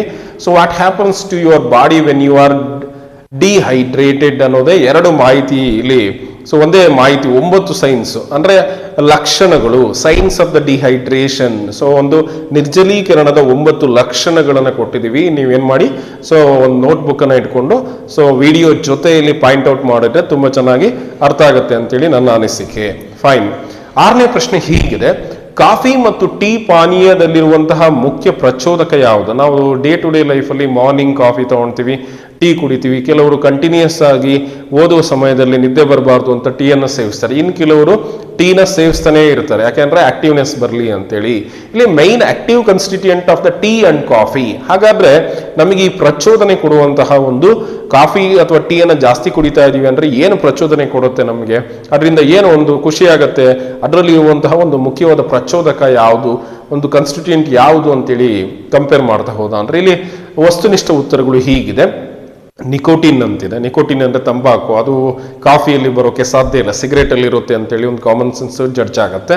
ಕ್ಲೋರೋಫಿಲ್ ಅಂತಿದೆ. ಕ್ಲೋರೋಫಿಲ್ ಅಂದ್ರೆ ಸಸ್ಯಗಳಲ್ಲಿ, ಹಸಿರು ಸಸ್ಯಗಳು ಕ್ಲೋರೋಫಿಲ್ ಅನ್ನ ಹೊಂದ್ಬಿಟ್ಟು ಪತ್ರ ಹರಿತ್ತು ಅಂತ ಹೇಳಿ ಕರಿತೀವಿ. ಇದು ಕ್ಲೋರೋಫಿಲ್ ನ ಸಹಾಯದಿಂದ ನಾವು ದ್ಯುತಿ ಸಂಶ್ಲೇಷಣ ಕ್ರಿಯೆ ಅಂದ್ರೆ ಫೋಟೋಸಿಂಥಸಿಸ್ ಅನ್ನ ಮಾಡಿ ಫುಡ್ ಅನ್ನ ಪ್ರಿಪೇರ್ ಮಾಡುತ್ತೆ ಅಂತ ಓದಿದೀವಿ. ಹಾಗಾಗಿ ಕ್ಲೋರೋಫಿಲ್ ಸಾಧ್ಯ ಇಲ್ಲ. ಕೆಫಿನ್ ಅಂತಿದೆ. ಕೆಫಿನ್ ಅಂದ್ರೆ ಕಾಫಿಗೆ ಸಂಬಂಧಪಟ್ಟಂತೆ ಕೆಫಿನ್, ಎಲ್ಲೋ ಒಂದ್ ಕಡೆ ಹೌದು ಅನ್ಸುತ್ತೆ. ಆಸ್ಪಿರಿನ್ ಅಂತಿದೆ, ಟ್ಯಾಬ್ಲೆಟ್ ಹೆಸರು. ಹಾಗಾಗಿ ಇದಕ್ಕೆ ಸರಿಯಾದ ಉತ್ತರ ಬಂದ್ಬಿಟ್ಟು ಕೆಫಿನ್. ಸೊ ಕಾಫಿ ಮತ್ತು ಟೀ ಅಲ್ಲಿ ಸೊ ಪ್ರಚೋದಕ ಯಾವುದು ಅಂದ್ರೆ ಕೆಫಿನ್ ಅಂತ ಹೇಳಿ ಕರೀತಾರೆ. ನೋಡಿ, ನೀವು ಕಾಫಿ ಪೌಡರ್ ನ ಪ್ರಿಪೇರ್ ಮಾಡ್ತಿರ್ತಾರೆ, ನೀವೆಲ್ಲ ಚಿಕ್ಕಮಂಗ್ಳೂರು ಡಿಸ್ಟಿಕ್ ಅಲ್ಲಿ ಚಿಕ್ಕಮಂಗ್ಳೂರಿನಲ್ಲಿ ಹೋದ ಅಂದ್ರೆ ಕಾಫಿ ಪ್ರಿಪೇರ್ ಮಾಡ್ತಿರುವಾಗ ಕೆಫಿನ್ ಬೀಜಗಳನ್ನು ಬಳಸ್ತಾರೆ. Caffeine is the main active constituent of the tea and coffee. It increases our energy level. ನೋಡಿ ಏನ್ ಮಾಡುತ್ತೆ, ಒಂದು ಕಾಫಿ ಕುಡಿದಾಗ ಒಂದು ಟೀ ಕುಡಿದಾಗ ಎನರ್ಜಿ ಲೆವೆಲ್ ಜಾಸ್ತಿ ಆಗುತ್ತೆ ಅಂಡ್ ಪ್ರಿವೆಂಟ್ ಡ್ರೌಸಿನೆಸ್. ಮಧ್ಯಾಹ್ನದಲ್ಲಿ ಕೆಲವರಿಗೆ ನಿದ್ದೆ ಬರ್ತಾ ಇರುತ್ತೆ, ಆಫೀಸಲ್ಲಿ ತುಂಬಾ ಅಕೌಂಟಿನ ಕೆಲಸಗಳನ್ನ, ಹಣಕಾಸಿನ ವ್ಯವಸ್ಥೆಗಳ ಒಂದು ಅಕೌಂಟೆಂಟ್ಸ್ಗಳು ವಿಪರೀತ ಲೆಕ್ಕ ಹಾಕ್ತಾ ಇರುವಾಗ ಅವರಿಗೆ ಡ್ರೌಸಿನೆಸ್, ನಿದ್ದೆ ಬರುವಂತ ಫೀಲ್ ಆಗುತ್ತೆ. ತಕ್ಷಣ ಅವ್ರು ಏನ್ ಮಾಡ್ತಾರೆ ಅಂದ್ರೆ ಟೀ ಕುಡಿದ್ಬಿಟ್ರೆ, ಒಂದು ಕಡಕ್ ಟೀಯನ್ನು ಕುಡಿದ್ಬಿಡೋಣ, ತಕ್ಷಣ ಬ್ರೈನ್ ಏನಾಗುತ್ತೆ, ರಿಫ್ರೆಶ್ ಆಗುತ್ತೆ. ಇದು ರಿಫ್ರೆಶ್ ಆಗೋಕೆ, ಎನರ್ಜಿಯನ್ನು ಕೊಡೋಕೆ ಕಾರಣ ಆಗೋದು ಯಾವುದು ಅಂದ್ರೆ ಕೆಫಿನ್ ಅಂತೇಳಿ ಕರಿತಾ ಹೋಗ್ತೀವಿ. ಇಲ್ಲಿ ಕೆಫಿನ್, ಈ ಕೆಫಿನ್ ಯಾವ ರೀತಿ ಇದೆ ಅಂದ್ರೆ ನೋಡಿ, ಇಲ್ಲಿ ಕೆಫಿನ್ ಬೀಜಗಳು, ಕಾಫಿ ಬೀಜಗಳಲ್ಲಿ ಕೆಫಿನ್ಗೆ ಆಡ್ ಮಾಡ್ತಾ ಹೋಗಿದ್ದೀನಿ. ಇಲ್ಲಿ ಕೆಫಿನ್ಗೆ ಸಂಬಂಧಪಟ್ಟಂತೆ C8H10N4O2 ಅಂತೇಳಿ ಮಾಲಿಕ್ಯುಲರ್ ಫಾರ್ಮುಲಾ ಇದೆ, ಮತ್ತೆ ಸ್ಟ್ರಕ್ಚರಲ್ ಫಾರ್ಮುಲಾ ಇದೆ. ಕೆಫಿನ್ ಬೀಜಗಳು ಕೂಡ ಇಲ್ಲಿ ನಿಮಗಾಗಿ, ನಿಮ್ಮ ಕುತೂಹಲಕ್ಕಾಗಿ, ವಿಜ್ಞಾನದ ವಿಶೇಷ ಒಂದು ಕ್ಯೂರಿಯಾಸಿಟಿ ಡೆವಲಪ್ ಮಾಡುವಂತಹ ಪರ್ಪಸ್ಗಾಗಿ ನಾನು ಆಡ್ ಮಾಡ್ತಾ ಹೋಗಿದ್ದೀನಿ. ಇಲ್ಲಿ ಕೆಫಿನ್ ನೋಡಿ, ಪೌಡರ್ ಆದಾಗ ಯಾವ ರೀತಿ ಇರುತ್ತೆ, ರೋಸ್ಟೆಡ್ ಆದಾಗ ಯಾವ ರೀತಿ ಇರುತ್ತೆ, ಬೀಜಗಳು ಯಾವ ರೀತಿ ಇರುತ್ತೆ ಅಂತೇಳಿ ಗಮನಿಸಬಹುದು. Next the art of caffeine ಅಂತೇಳಿ ಕರೀತಾರೆ. ಕೆಫಿನ್ ನ ಮಾಲಿಕ್ಯುಲರ್ ಸ್ಟ್ರಕ್ಚರ್ನ ಕೊಟ್ಟಿದ್ದೀವಿ, ಕೆಫಿನ್ ಬೀಜಗಳು ಕೆಳಗಡೆ ಇರೋದನ್ನ ಗಮನಿಸ್ತಾ ಹೋಗ್ಬಹುದು. ಇಲ್ಲಿ ನೆಕ್ಸ್ಟ್ 7ನೇ ಪ್ರಶ್ನೆ ಹೀಗಿದೆ, ಪಾಲಿಥೀನ್ ಅನ್ನು ಉತ್ಪಾದಿಸಲು ಬೇಕಾಗುವಂತಹ ವಸ್ತು ಯಾವುದು? The monomer of polythene is ಅಂತೇಳಿ ಕೇಳ್ತಾ ಇದ್ದಾರೆ. ಸೊ ಇದಕ್ಕೆ ವಸ್ತುನಿಷ್ಠ ಉತ್ತರಗಳು ಹೀಗಿದೆ. ಈಥೇನ್ ಅಂತ ಇದೆ, ಸೊ ಎಥಲೀನ್ ಅಂತಿದೆ, ಈಥೈಲ್ ಆಲ್ಕೋಹಾಲ್ ಅಂತಿದೆ, ಈಥೀನ್ ಅಂತ ಇದೆ. ನೋಡಿ ಅಲ್ಲಿ ಪಾಲಿಥೀನ್ ಅಂದ್ರೆ ಅಲ್ಲೇ ಒಂದು ಇನ್ಫಾರ್ಮೇಶನ್ ಇದೆ. ಈಥೀನ್ ಅಥವಾ ಎಥೆಲೀನ್ ಅನ್ನುವಂತಹ ಒಂದು ಮಾನೋಮರ್, ಹಲವಾರು ಮಾನೋಮರ್ಗಳು ಸೇರಿದಾಗ ಒಂದು ಪಾಲಿಮರ್ಸ್ ಫಾರ್ಮೇಶನ್ ಆಗುತ್ತೆ. ಈ ಪ್ರೊಸೆಸ್ ಅನ್ನು ನಾವು ಪಾಲಿಮರೈಸೇಷನ್ ಅಂತೇಳಿ ಕರಿತೀವಿ. ಸೊ ಪಾಲಿಥೀನ್ ಅನ್ನ ಉತ್ಪಾದಿಸಲು ಬೇಕಾಗುವಂತಹ ಒಂದು ಮಾನೋಮರ್ ಯಾವುದು ಅಂದ್ರೆ ethylene. So the monomer of polythene is ethylene ಅನ್ನುವಂತಹ ಒಂದು ಇನ್ಫಾರ್ಮೇಶನ್ ನಮ್ಮ ಜೊತೆ ಕಾನ್ಫಿಡೆಂಟ್ ಆಗಿದೆ. ಇದಕ್ಕೆ ಸಂಬಂಧಪಟ್ಟಂತೆ ಎಥೆಲೀನ್ C2H4 ಅನ್ನುವಂತಹ ಮಾಲಿಕ್ಯುಲರ್ ಫಾರ್ಮುಲಾ ಹೊಂದಿದೆ. ಅದರ structural formula C double bond C ಅಂದ್ರೆ ಕಾರ್ಬನ್ ನ ವೆಲೆನ್ಸಿ 4 ಇರೋದ್ರಿಂದ 4 ಬಾಂಡ್ಗಳು, ಆ ಕಡೆ ಹೈಡ್ರೋಜನ್ ನ ವೆಲೆನ್ಸಿ 1 ಇದೆ, ಕಾರ್ಬನ್ ನ ವೆಲೆನ್ಸಿ 4 ಇದೆ. ಕಾರ್ಬನ್ ಮತ್ತು ಕಾರ್ಬನ್ ನಡುವೆ ದ್ವಿಬಂಧವನ್ನ ಹೊಂದಿದೆ. It is nothing but ethene ಅಂತಾನೂ ಕರಿತೀವಿ ಅಥವಾ ಎಥೆಲೀನ್ ಅಂತಾನೂ ಕರಿತೀವಿ. ಸ್ಟ್ರಕ್ಚರಲ್ ಫಾರ್ಮುಲಾ ನಮ್ಮ ಜೊತೆಯಲ್ಲಿದೆ. ಫೈನ್. ಇಲ್ಲಿ ಒಂದು ಮಾನೋಮರ್ ಈಥೀನ್ ಇಂದ ಪಾಲಿಈಥೀನ್ ಅಥವಾ ಪಾಲಿಥೀನ್ ಅನ್ನುವಂತಹ ಪಾಲಿಮರ್ ಬಂದಿದೆ. ಈ ಪ್ರೋಸೆಸ್ ಅನ್ನು ನಾನು ಪಾಲಿಮರೈಸೇಷನ್ ಅಂತೇಳಿ ಕರಿತೀನಿ. ಪಾಲಿಮರ್ಗಳನ್ನ ಪ್ರಿಪೇರ್ ಮಾಡುವಂತಹ ಒಂದು ಪ್ರೋಸೆಸ್ ಯಾದ್ರಿಂದ, ಮಾನೋಮರ್ಗಳಿಂದ. ಫೈನ್. ಇಲ್ಲಿ ಕೂಡ ಒಂದು ಎಥಲೀನ್ ಅನ್ನ ಬಳಸ್ಕೊಂಡ್ಬಿಟ್ಟು ಪಾಲಿಎಥಲೀನ್ ಅನ್ನುವಂತಹ ಪಾಲಿಮರ್ ಅಂದ್ರೆ ಎನ್ ಮಾಲಿಕ್ಯೂಲ್ಸ್ ಅನ್ನ ಪ್ರಿಪೇರ್ ಮಾಡಿದ್ರೆ ಇದು ಪಾಲಿಮರೈಸೇಷನ್ ಅಂತೇಳಿ ಕರಿತೀವಿ. ಫೈನ್. ಇದರ ಜೊತೆಯಲ್ಲಿ ಮತ್ತೆ ಈಥೀನ್ ಮತ್ತು ಪಾಲಿಥೀನ್ ಅನ್ನು ಕಂಪೇರೇಟಿವ್ ಆಗಿ ನಿಮಗೆ ಕೊಟ್ಟಿದ್ದೀವಿ. N molecules of ethene undergo polymerisation, we get A polythene.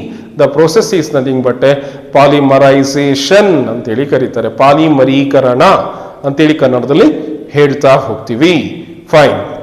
ಇಲ್ಲಿ 8ನೇ ಪ್ರಶ್ನೆ, ಡಯೋಡ್ ರೆಕ್ಟಿಫೈಯರ್ ಆಗಿ ಕೆಲಸ ಮಾಡುವಾಗ ಈ ಪರಿವರ್ತನೆ ಮಾಡುತ್ತದೆ. A diode operating as rectify converts. ನೋಡಿ, ಪರ್ಯಾಯ ವಿದ್ಯುತ್ನಿಂದ ನೇರ ವಿದ್ಯುತ್ಗೆ ಬದಲಾವಣೆ ಮಾಡುತ್ತಂತೆ. ಸೊ ನೇರ ವಿದ್ಯುತ್ತಿಂದ ಪರ್ಯಾಯ ವಿದ್ಯುತ್ ಮಾಡುತ್ತಾ ಆಪ್ಷನ್ಸ್ಗಳು, ನೇರ ವಿದ್ಯುತ್ತಿಂದ ಸ್ಥಿರ ವಿದ್ಯುತ್ ಮಾಡುತ್ತಾ, ಹೆಚ್ಚಿನ ವೋಲ್ಟೇಜ್ ಇಂದ ಕಡಿಮೆ ವೋಲ್ಟೇಜ್ ಅಥವಾ ವಾಯ್ಸ್ ವರ್ಸ ರಿವರ್ಸ್ ಮಾಡುತ್ತಾ ಅಂತೇಳಿ ಆಪ್ಷನ್ ಕೇಳಿದ್ದಾರೆ. ಎ ಡಯೋಡ್ ಅಂದ್ರೆ ಡಯೋಡ್ ನ ಕೆಲಸ ಬಂದ್ಬಿಟ್ಟು it acting as A rectifier, ನೇರ ವಿದ್ಯುತ್ ಅಂದ್ರೆ AC ಇಂದ ಪರ್ಯಾಯ ವಿದ್ಯುತ್ ಅಂದ್ರೆ DC ಯನ್ನಾಗಿ ಕನ್ವರ್ಟ್ ಮಾಡುತ್ತದೆ. ಸರ್ ಇದನ್ನ ನಾವು ಎಲ್ಲಿ ಬಳಸಿದೀವಿ ಸರ್? ಪ್ರತಿನಿತ್ಯ ನಮ್ಮ ಮೊಬೈಲ್ ಅಲ್ಲಿ ಚಾರ್ಜ್ ಮಾಡೋಕೆ ಯೂಸ್ ಮಾಡುವಂತಹ ಚಾರ್ಜರ್, ಅದು ಡಯೋಡ್. ಈ ಡಯೋಡ್ ಅಂದ್ರೆ ರೆಕ್ಟಿಫೈಯರ್, PN ಜಂಕ್ಷನ್, ಪಾಸಿಟಿವ್ ಮತ್ತೆ ನೆಗೆಟಿವ್ ಜಂಕ್ಷನ್ ಸೇರಿ PN junction is A diode ಅಂತೇಳಿ ಕರೀತಾರೆ. ಈ ಡಯೋಡ್ ನ ಕೆಲಸ ಆಲ್ಟರ್ನೇಟ್ ಕರೆಂಟ್ AC ಅನ್ನ DC ಮಾಡೋದು. ಅಂದ್ರೆ ನಾವೇನ್ ಮಾಡ್ತೀವಿ, ಮೊಬೈಲ್ ಚಾರ್ಜ್ ಮಾಡ್ತಿರುವಾಗ DC, ನಮ್ಮ ಬ್ಯಾಟರಿ DC ನಮ್ಮ ಜೊತೆಲಿ ಇರುತ್ತೆ, ಡೈರೆಕ್ಟ್ ಕರೆಂಟ್ ಆಗಿ ಬದಲಾವಣೆ ಆಗುತ್ತೆ. ಅದಕ್ಕೆ ನಾವು ಆಲ್ಟರ್ನೇಟ್ ಕರೆಂಟ್ ಅಂದ್ರೆ ಪ್ರತಿ ಅರ್ಧ ಸೈಕಲ್ಗೆ ತನ್ನ ಒಂದು ದಿಕ್ಕನ್ನು ಬದಲಾಯಿಸುವಂತಹ ವಿದ್ಯುತ್ ಪ್ರವಾಹ ಅಂತ ಕರೀತಾರೆ. ಸೊ ನೇರ ವಿದ್ಯುತ್ ಅಂದ್ರೆ DC ಕರೆಂಟ್ ಅಂದ್ರೆ ಪ್ರತಿ ಅರ್ಧ ಸೈಕಲ್ಗೆ ತನ್ನ ಒಂದು ದಿಕ್ಕನ್ನು ಬದಲಾಯಿಸದ ವಿದ್ಯುತ್ ಪ್ರವಾಹ ಅಂತ ಕರೀತಾರೆ. ಇಲ್ಲಿ ಡಯೋಡು AC ಅನ್ನ DC ಮಾಡುತ್ತೆ. ಇದಕ್ಕೆ ನಾವು ರೆಕ್ಟಿಫಿಕೇಶನ್ ಅಂತ ಹೇಳಿ ಕರಿತಾ ಹೋಗ್ತೀವಿ. ಈ ಪ್ರೋಸೆಸ್ನ ನಾವು ರೆಕ್ಟಿಫಿಕೇಶನ್ ಪ್ರೋಸೆಸ್ ಆಫ್ ಡಯೋಡ್ ಅಂತೇಳಿ ಕರಿತಾ ಹೋಗ್ತೀವಿ. The term diode describe, di means two, ode means electrode, ಎರಡು ಎಲೆಕ್ಟ್ರೋಡ್ ಇದ್ರೆ ಅದನ್ನ ಡಯೋಡ್ ಅಂತೀವಿ. ಇದರ ಕೆಲಸ ಬಂದ್ಬಿಟ್ಟು AC ಅನ್ನ DC ಅನ್ನಾಗಿ ಪರಿವರ್ತಿಸೋದು. ಎಲ್ಲಿ ನೋಡಿದೀವಿ ನಾವು ಮೊಬೈಲ್ ಚಾರ್ಜ್ ಮಾಡುವಂತಹ charger is nothing but diode. ಈ ಡಯೋಡು AC ಅನ್ನ DC ಮಾಡುವಂತಹ ಒಂದು ಪ್ರೋಸೆಸ್ ಅನ್ನ ರೆಕ್ಟಿಫಿಕೇಶನ್ ಪ್ರೋಸೆಸ್ ಅಂತೇಳಿ ಕರಿತೀವಿ. ಇದನ್ನ ತಿಳ್ಕೊಂಡ್ರೆ ಸಾಕು ಎಕ್ಸಾಮಿನೇಷನ್ ಪಾಯಿಂಟ್ ಆಫ್ ವ್ಯೂ ಇಂದ. So fine. ಇಲ್ಲಿ ಡಯೋಡ್ ನೋಡಿ, ಪಾಸಿಟಿವ್ ಟರ್ಮಿನಲ್ ಇದೆ, ನೆಗೆಟಿವ್ ಟರ್ಮಿನಲ್ ಇದೆ. PN ಜಂಕ್ಷನ್ ಅಂತಾನೂ ಕರೀತಾರೆ. ಇಲ್ಲಿ PN ಜಂಕ್ಷನ್ ಅಂತಾನೂ ಕರೀತಾರೆ. ಇದು ಡಯೋಡ್ ಸಿಂಬಲ್. ಎಲೆಕ್ಟ್ರಾನಿಕ್ಸ್ ಅಲ್ಲಿ ನಿಮಗೆ ಇದೆಲ್ಲ ಸಿಗುತ್ತೆ. ಫೈನ್. ಇಲ್ಲಿ ಹಲವಾರು ರೀತಿಯ ಡಯೋಡ್ಸ್ಗಳು ಇಲ್ಲಿರೋದನ್ನ ಗಮನಿಸಬಹುದು. ಫೈನ್. ಇಲ್ಲಿ ಕೂಡ ಡಯೋಡ್ಸ್ಗಳು ಯಾವ ರೀತಿ ಜೋಡಿಸಿದ್ದಾರೆ ಅಂತ ಒಂದು ಚಿತ್ರ ನಿಮ್ ಜೊತೆಲಿ ಇದೆ. ನೆಕ್ಸ್ಟ್ 9ನೇ ಪ್ರಶ್ನೆ, ಟೈಟನ್ ಎಂಬುದು ಯಾವ ಗ್ರಹದ ಉಪಗ್ರಹವಾಗಿದೆ?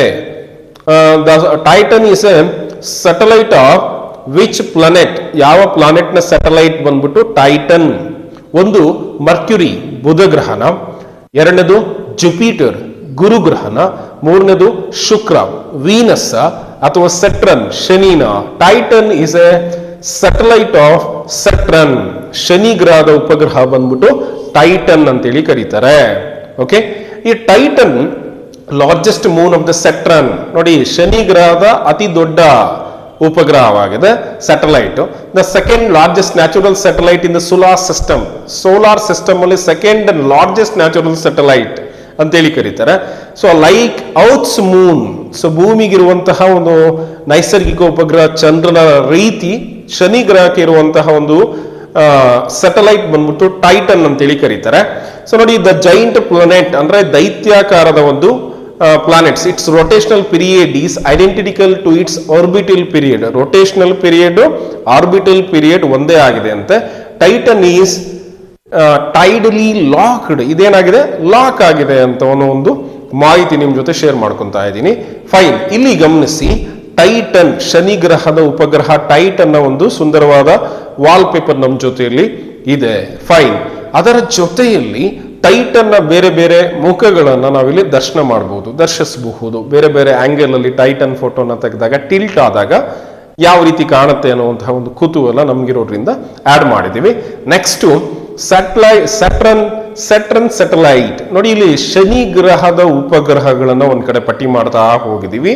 ಇದನ್ನ ನೀವು ನಿಮ್ಮ ಕುತೂಹಲಕ್ಕಾಗಿ ಇದನ್ನ ತುಂಬಾ ಡೀಟೇಲ್ ಆಗಿ ಸ್ಟಡಿ ಮಾಡ್ತಾ ಹೋಗಿ ಕಲ್ತ್ಕೋಬಹುದು. ಫೈನ್. ಇದು ಕೂಡ ಟೈಟನ್ ನ ಒಂದು ಚಿತ್ರ ನಮ್ಮ ಜೊತೆಯಲ್ಲಿದೆ. ಫೈನ್. ನೆಕ್ಸ್ಟ್ 10ನೇ ಪ್ರಶ್ನೆ ಬಂದ್ಬಿಟ್ಟು, ಸೂರ್ಯನಲ್ಲಿರುವಂತಹ ಪ್ರಮುಖವಾದ ಅನಿಲಗಳು ಯಾವುದು ಅಂತೇಳಿ ಕೇಳಿದ್ದಾರೆ. ಸೋಲಾರ್ ಸಿಸ್ಟಮ್, ಸನ್ ನಲ್ಲಿ what are the main gases present in the sun ಅಂತ ಕೇಳಿದ್ದಾರೆ. ಸೊ ಮೊದಲನೇದಾಗಿ ಜಲಜನಕ ಮತ್ತು ಹೀಲಿಯಂ ಇದೆಯಾ? ಜಲಜನಕ ಮತ್ತು ಆರ್ಗಾನ್ ಇದೆಯಾ? ಆರ್ಗಾನ್ ಮತ್ತು ಹೀಲಿಯಂ ಇದೆಯಾ? ಜಲಜನಕ ಮತ್ತು ಇಂಗಾಲದ ಡೈಆಕ್ಸೈಡ್ ಇದೆಯಾ ಅಂತೇಳಿ ಕೇಳ್ತಾರೆ. ಜಲಜನಕ ಅಂದ್ರೆ ಹೈಡ್ರೋಜನ್ ಅಷ್ಟೇ. ಸೂರ್ಯನಲ್ಲಿ ಮೈನ್ ಆಗಿ ಯಾವ ಗ್ಯಾಸಸ್ ಇದೆ ಅಂದ್ರೆ ಹೈಡ್ರೋಜನ್ ಅಂಡ್ ಹೀಲಿಯಂ. ಜಲಜನಕ ಮತ್ತು ಹೀಲಿಯಂ ಇದೆ. ನೋಡಿ, ಸೂರ್ಯ, so sun gives light and heat to warm planet Earth ಅಂತಾರೆ. It's a huge ball of gas 100 times bigger than the earth. ನೋಡಿ, 100 ಪಟ್ಟು. So it's a huge ball of gas ಅಂತೇಳಿ. And composed of 74% hydrogen. ನೋಡಿ, 74% hydrogen, 23% helium ಇದೆ. ಬೇರೆ ಬೇರೆ ಎಲಿಮೆಂಟ್ಸ್ಗಳು ಇದೆ. 3% of the mass of the sun and most of this is elements like carbon, nitrogen, oxygen ಇಂದಲೂ ಕೂಡ ಸೂರ್ಯ ಮಾಡಲ್ಪಟ್ಟಿದ್ದಾರೆ. ಬಟ್ ಮೈನ್ ಆಗಿ ನಾವು ತಿಳ್ಕೋಬೇಕು, 74% ಹೈಡ್ರೋಜನ್ ಇದೆ, 23% ಹೀಲಿಯಂ ಇದೆ. ಮೈನ್ ಕಾನ್ಸ್ಟಿಟ್ಯೂಯೆಂಟ್ ಬಂದ್ಬಿಟ್ಟು ಹೈಡ್ರೋಜನ್ ಮತ್ತು ಹೀಲಿಯಂ ಅನ್ನುವಂತ ಮಾಹಿತಿ ನಿಮಗೆ ಬೇಕು. ಕಾಂಪೋಸಿಷನ್ ಆಫ್ ದ ಸನ್ ಬಗ್ಗೆ ನಿಮ್ಗೆ ಹೇಳಿದೀವಿ. ಬಹಳಷ್ಟು ಕಾಂಪೋಸಿಷನ್ಸ್ ಅನ್ನು ನೀವು ಸ್ಟಡಿ ಮಾಡ್ತಾ ಹೋಗಿ. ಫೈನ್. ಇಲ್ಲೂ ಕೂಡ ಒಂದು ಸಣ್ಣ ಒಂದು ಸ್ಟ್ರಕ್ಚರ್ನ ಕೊಟ್ಟಿದ್ದೀವಿ. ಬೇರೆ ಬೇರೆ ನೀವೆಲ್ಲ ಓದಿರ 10th ಅಲ್ಲಿ ಓದಿರ್ತೀರಾ. ಪ್ರಾಮಿನೆನ್ಸ್ ಬಗ್ಗೆ ಓದಿರ್ತೀರಾ. ಫೋಟೋಸ್ಪಿಯರ್, ಸನ್ಸ್ಪಾಟ್, ಕ್ರೋಮೋಸ್ಪಿಯರ್, ಕರೋನಾ ಟೋಟಲ್ ಸೋಲಾರ್ ಎಕ್ಲಿಪ್ಸ್ ಬಗ್ಗೆ ಓದಿರ್ತೀರಾ, ತೇಜೋಮಂಡಲ. ನಾನು ಕೂಡ ಕನ್ನಡ ಮೀಡಿಯಮಲ್ಲಿ ಹೋದಾಗ ನಮ್ಮ ವಿಜ್ಞಾನ ಶಿಕ್ಷಕರು ನನಗೆ ಹೇಳ್ಕೊಟ್ಟಿದ್ರು ತೇಜೋಮಂಡಲ, ವರ್ಣಮಂಡಲ, ಕರೋನಾ. ಸೊ ಅದರಲ್ಲಿ ಬೇರೆ ಬೇರೆ ರೀತಿಯ ಒಂದು ಸ್ಟ್ರಕ್ಚರ್ಗಳು ಕೂಡ ಇರುತ್ತೆ ಅಂತಲೂ ಕೂಡ ನನಗೆ ಪಾಠ ಮಾಡಿದ್ದು ಈಗಲೂ ಕೂಡ ನೆನಪಾಗತ್ತೆ. ಅದನ್ನು ನೀವು ರೀಕಾಲ್ ಮಾಡ್ತಾ ಹೋಗಿ ಅಂತೇಳಿ ಹೇಳಕ್ಕೆ ಇಷ್ಟಪಡ್ತೀನಿ. ಇದು ಒಂದು ಸಣ್ಣ ಚಿತ್ರ ಇದೆ. ಇಲ್ಲಿ ನ್ಯೂಕ್ಲಿಯರ್ ಫ್ಯೂಷನ್, ಸೊ ಒಂದು ಹೀಲಿಯಂ ಅನ್ನೋದು ಕಂಬೈನ್ ಆಗಿ ಸೊ ಏನಾಗ್ತಾ ಇದೆ ಅಂದರೆ ಸೊ ಕಾರ್ಬನ್ ಸೈಕಲ್ ಆಗ್ತಾ ಇದೆ. Helium is converted into carbon. ಇಲ್ಲಿ 1 ಗ್ರಾಮ್ ಹೈಡ್ರೋಜನ್ ಕಂಬೈನ್ ಆದಾಗ 350 ಮಿಲಿಯನ್ ಟನ್ಸ್ ಆಫ್ ಬರ್ನಿಂಗ್ ಕೋಲ್ ಎನರ್ಜಿ ಬರ್ತಾ ಹೋಗುತ್ತೆ. ಇದು ಸೂರ್ಯನ ಒಂದು ಉರಿಯುವಿಕೆಗೆ ಕಾರಣ ಅಂತೇಳಿ ಡೀಟೇಲ್ ಆಗಿ ಹೇಳ್ತಾರೆ. ಆ ಎಲ್ಲ ಮಾಹಿತಿಗಳು ಕೂಡ ಇಲ್ಲಿ ರೀಕಾಲ್ ಆಗೋದನ್ನು ನಾವು ಗಮನಿಸ್ತಾ ಹೋಗ್ಬೋದು ಸ್ನೇಹಿತರೆ. ಫೈನ್. ಈಗ ನೆಕ್ಸ್ಟು 11ನೇ ಪ್ರಶ್ನೆ ಹೀಗಿದೆ, ಥರ್ಮೋ ಎಲೆಕ್ಟ್ರಿಕ್ ರೆಫ್ರಿಜರೇಟರ್ ಯಾವ ಪರಿಣಾಮದ ಆಧಾರದ ಮೇಲೆ ಕೆಲಸ ಮಾಡುತ್ತದೆ? Thermo electric refrigerator works on which principle? ಯಾವ ಒಂದು ತತ್ವ ಇಲ್ಲಿ ರೆಫ್ರಿಜರೇಟರ್ ನಮ್ಮ ಡೇ ಟು ಡೇ ಲೈಫಲ್ಲಿ ಮನೆಯಲ್ಲಿ ನಾವು ರೆಫ್ರಿಜರೇಟರ್ನ ಬಳಸ್ತೇವೆ. ಈ ರೆಫ್ರಿಜರೇಟರ್ ಅಲ್ಲಿ ಯಾವ ತತ್ವವಿದೆ? ಒಂದು ಜೂಲ್ಸ್ ಪರಿಣಾಮ ಅಂತ ಇದೆ, ಜೂಲ್ಸ್ ಎಫೆಕ್ಟಾ, ಸಿಬೆಕ್ ಪರಿಣಾಮ ಅಂತಿದೆ, ಸಿಬೆಕ್ ಎಫೆಕ್ಟಾ, ಪೆಲ್ಟಿಯರ್ ಪರಿಣಾಮ ಅಂತಿದೆ, ಸೊ ವೆರ್ನಿಯರ್ ಪರಿಣಾಮ ಅಂತಿದೆ. ಹಾಗಾದ್ರೆ ಇದಕ್ಕೆ ಸರಿಯಾದ ಉತ್ತರ ಯಾವುದು? ಗೆಸ್ ಮಾಡಿದ್ರೆ ಪೆಲ್ಟಿಯರ್ ಪರಿಣಾಮ ಅಂತೇಳಿ ಕರೀತಾರೆ. Thermo electric refrigerator works on the principle of Peltier effect. What is Peltier effect? ಏನಂಗಂದ್ರೆ ನೋಡಿ, thermo electric coolers operate according to the Peltier effect. The effect create a temperature difference by transferring heat between two electric junction. 2 electric junctions ಅಲ್ಲಿ temperature difference ಅನ್ನ develop ಮಾಡುತ್ತೆ. ಈ voltage is applied across joint conductors to create an electric current. Electric current ಅನ್ನ develop ಮಾಡೋಕೆ ಒಂದು voltage ಅನ್ನ develop ಮಾಡುತ್ತೆ. ಈ ವೋಲ್ಟೇಜ್ ಇಸ್ ಅಪ್ಲೈಡ್, ಒಂದು ವೋಲ್ಟೇಜ್ ಅನ್ನ ಅಪ್ಲೈ ಮಾಡಿಬಿಟ್ಟು joint conductors to create an electric current, electric current ಅನ್ನ ಡೆವಲಪ್ ಮಾಡೋಕೆ ಒಂದು ವೋಲ್ಟೇಜ್ ಅನ್ನ ಅಪ್ಲೈ ಮಾಡ್ತೀವಿ. ಇದು ಪೆಲ್ಟಿಯರ್ ಎಫೆಕ್ಟ್ ಅಂತೇಳಿ ಕರೀತಾರೆ. ಇಲ್ಲಿ ಪೆಲ್ಟಿಯರ್ ಎಫೆಕ್ಟ್ ಅಲ್ಲಿ ಹಾಟ್ ಸರ್ಫೇಸು, ಕೋಲ್ಡ್ ಸರ್ಫೇಸು, ಯಾವ ರೀತಿ ಎಕ್ಸ್ಚೇಂಜ್ ಆಫ್ ಗ್ಯಾಸಸ್ ಆಗುತ್ತೆ, ಹಾಟ್ ಸರ್ಫೇಸು, ಕೋಲ್ಡ್ ಸರ್ಫೇಸ್. ಇಲ್ಲಿ ಫಸ್ಟ್ ಡಯಾಗ್ರಾಮ್ ಅಲ್ಲಿ ಹಾಟ್ ಸರ್ಫೇಸ್ ಇಲ್ಲಿದೆ, ಕೋಲ್ಡ್ ಸರ್ಫೇಸ್ ಮೇಲಿದೆ. ನೆಕ್ಸ್ಟ್ ಹಾಟ್ ಸರ್ಫೇಸ್ ಅಲ್ಲಿದ್ದಾಗ ಮತ್ತು ಕೋಲ್ಡ್ ಸರ್ಫೇಸ್, ಈ ತರ ಪೆಲ್ಟಿಯರ್ ಎಫೆಕ್ಟ್ ಬಗ್ಗೆ ಒಂದು ಸ್ಮಾಲ್ ಇನ್ಫಾರ್ಮೇಶನ್ ನಿಮಗಾಗಿ ಸೊ ನಾನು ಆ್ಯಡ್ ಮಾಡಿದ್ದೀನಿ. ಈ ಸ್ಮಾಲ್ ಇನ್ಫಾರ್ಮೇಶನ್ಸ್ ಅನ್ನ ಸೆಮಿ ಕಂಡಕ್ಟರ್ ಮಟೀರಿಯಲ್ನ ಸಹಾಯದಿಂದಾಗಿ ಯಾವ ರೀತಿ ಇಲ್ಲಿ ಪೆಲ್ಟಿಯರ್ ಎಫೆಕ್ಟ್ ಕೆಲಸ ಮಾಡುತ್ತದೆ ಅನ್ನುವಂತಹ ಕ್ಯೂರಿಯಾಸಿಟಿಯನ್ನು ಇನ್ನೂ ಆಸಕ್ತಿ ಇರುವಂತಹ ಸ್ನೇಹಿತರು ತಿಳ್ಕೊಳ್ತಾ ಹೋಗ್ಬೋದು ಸ್ನೇಹಿತರೆ. ಅದಕ್ಕಾಗಿ ನಿಮ್ಮ ವಿಶೇಷವಾದ ಒಂದು ಕುತೂಹಲಕ್ಕಾಗಿ ಇದನ್ನೆಲ್ಲ ನಾವು ಸೇರಿಸ್ತಾ ಹೋಗ್ತಾ ಇದ್ದೀವಿ. ಫೈನ್. ಪೆಲ್ಟಿಯರ್ ಎಫೆಕ್ಟ್ನ ಮತ್ತೊಂದು ಸಿಂಪಲ್ ಆದಂಥ ಸರ್ಕ್ಯೂಟ್ ಡಯಾಗ್ರಾಮ್ ನಮ್ಮ ಜೊತೆಯಲ್ಲಿದೆ, ಇದನ್ನು ಕೂಡ ಗಮನಿಸಿ. ದ ಪೆಲ್ಟಿಯರ್ ಎಫೆಕ್ಟ್ಗೆ ನೋಡಿ, ಕೋಲ್ಡ್ ಜಂಕ್ಷನ್ ಇಲ್ಲಿದೆ, ಹಾಟ್ ಜಂಕ್ಷನ್ ಇಲ್ಲಿದೆ, ಮೆಟಲ್ 1 and 2 ಅನ್ನು ಮಧ್ಯದಲ್ಲಿ ಇಟ್ಟಿದ್ದೀವಿ. ಈ ರೀತಿ exchange of the cold and hot ಆಗಿಬಿಟ್ಟು ಕೂಲಿಂಗ್ ಎಫೆಕ್ಟ್ ಆಗುತ್ತೆ ಅನ್ನುವಂತಹ ಮಾಹಿತಿ ಶೇರ್ ಮಾಡ್ಕೋಬಹುದು. 12ನೇ ಪ್ರಶ್ನೆ ಹೀಗಿದೆ, ಈ ಕೆಳಕಂಡವುಗಳಲ್ಲಿ ಯಾವುದು ವಿದ್ಯುತ್ ಕಾಂತದ ಒಳಭಾಗಕ್ಕೆ ಸೂಕ್ತವಾಗಿದೆ? ಸೊ ಎಲೆಕ್ಟ್ರೋ ಮ್ಯಾಗ್ನೆಟ್ ಅಂತ ನಾವು ಪ್ರಿಪೇರ್ ಮಾಡ್ತಾ ಇದ್ವಿ. So which of the following is most suitable for the core of the electro magnet? So ನಮ್ಮ ಟೀಚರ್ಸ್ ನಮಗೆ ಹೇಳಿರೋ ಒಂದು ಎಲೆಕ್ಟ್ರೋ ಮ್ಯಾಗ್ನೆಟ್ ಅನ್ನು ಪ್ರಿಪೇರ್ ಮಾಡಿ. ತುಂಬ ಸರಳ ಸ್ನೇಹಿತರೆ. ಒಂದು ಕಬ್ಬಿಣದ ಮೊಳೆಯನ್ನು ತಗೋಬೇಕು, ತಾಮ್ರದ ತಂತಿಯನ್ನು ಸುತ್ತಬೇಕು. ಸೊ ಅದಕ್ಕೊಂದು ಬ್ಯಾಟ್ರಿ ಕನೆಕ್ಷನ್ ಅನ್ನು ಕೊಟ್ಟರೆ ಆ ಕಬ್ಬಿಣದ ಮೊಳೆ ಎಲೆಕ್ಟ್ರೋ ಮ್ಯಾಗ್ನೆಟ್ ಆಗಿ ಕೆಲಸ ಮಾಡುತ್ತೆ. ಈ ಎಲೆಕ್ಟ್ರೋ ಮ್ಯಾಗ್ನೆಟ್ ಅಲ್ಲಿ ಸೊ ವಿದ್ಯುತ್ ಕಾಂತದ ಒಳಭಾಗಕ್ಕೆ ಏನು ಮಟೀರಿಯಲ್ ಬಳಸಿದೀವಿ? ತುಂಬಾ ಸುಲಭವಾಗಿ ನಾನು ಈಗ ಹೇಳಿದೆ. ಮೊದಲನೇದಾಗಿ ಗಾಳಿ, ಹೌದಾ? ಎರಡನೇದಾಗಿ ಮೆದು ಕಬ್ಬಿಣವನ್ನು ಬಳಸ್ತಿದ್ವಿ. ಮೂರನೇದಾಗಿ ಉಕ್ಕನ್ನು ಅಂದ್ರೆ ಸ್ಟೀಲ್ ಅನ್ನು ಬಳಸ್ತಿದ್ವಿ. ನಾಲ್ಕನೇದು ಯಾವುದು ಅಲ್ಲ ಅಂತ ಹೇಳಿದೆ. ಇದಕ್ಕೆ ಸರಿಯಾದ ಉತ್ತರ ಬಂದ್ಬಿಟ್ಟು ಮೆದು ಕಬ್ಬಿಣ. ಸೊ ಇಲ್ಲಿ ಕಬ್ಬಿಣ, ಮೆದುವಾಗಿರುವಂತಹ ಒಂದು ಕಬ್ಬಿಣವನ್ನು ಸೊ ಎಲೆಕ್ಟ್ರೋ ಮ್ಯಾಗ್ನೆಟ್ ಪ್ರಿಪರೇಷನ್ಸ್ ಅಲ್ಲಿ ಬಳಸಿರ್ತೀವಿ ಅಂತೂ ವಿಶೇಷವಾದ ಇನ್ಫಾರ್ಮೇಶನ್. ನೋಡಿ, the correct option is soft iron. Soft iron is selected for making the core of electro magnet because the core is used in a solenoid ಆಗಿ ಕೆಲಸ ಮಾಡುತ್ತೆ. The production of the strongest magnetism, ಕಾಂತಕ್ಷೇತ್ರ strongest magnetism ಅನ್ನು develop ಮಾಡಿ ಇದು ಕೆಲಸ ಮಾಡುತ್ತೆ. Fine. ಇದಕ್ಕೆ ತಕ್ಕಂತೆ ನೋಡಿ, ಬ್ಯಾಟ್ರಿ ಕನೆಕ್ಷನ್ ಕೊಟ್ಟಿದ್ದು ನಾನು ಹೇಳಿದೆ. ನಾವು ಆಕ್ಟಿವಿಟಿಯನ್ನು ಮಾಡಿದ್ದೀವಿ. ಒಂದು ಕಬ್ಬಿಣದ ಮೊಳೆ ತಗೋಬೇಕು, ನೀವು ಕೂಡ ಒಂದು ಕಾಪರ್ ವೈರ್ ಅನ್ನು ಸುತ್ತಬೇಕು. ಆ ಕಾಪರ್ ವೈರ್ 2 ತುದಿಗಳನ್ನು ಬ್ಯಾಟ್ರಿ ಕನೆಕ್ಷನ್ ಕೊಟ್ಟರೆ ಈ ಕಬ್ಬಿಣದ ಒಂದು ಮೊಳೆ ಸಾಫ್ಟ್ ಐರನ್ ಕೋರ್ ಅನ್ನೋದು ಮ್ಯಾಗ್ನೆಟ್ ಆಗಿ ಅಯಸ್ಕಾಂತವಾಗಿ ಪರಿವರ್ತನೆ ಹೊಂದುತ್ತದೆ. ಸರಳವಾದ ಒಂದು ಮಾಹಿತಿ ನಿಮಗಾಗಿ. ಅದಕ್ಕಾಗಿ ನಾವು ಇನ್ನೊಂದು ಎಕ್ಸ್ಪೆರಿಮೆಂಟ್ ಎಲೆಕ್ಟ್ರೋಮ್ಯಾಗ್ನೆಟ್ ಪ್ರಿಪರೇಷನ್ ಎಕ್ಸ್ಪೆರಿಮೆಂಟ್ಸ್ ಅನ್ನು 9th ಅಲ್ಲಿ ಓದಿದ್ವಿ. ಅದನ್ನು ಕೂಡ ನೀವು ರೀಕಾಲ್ ಮಾಡಬಹುದು.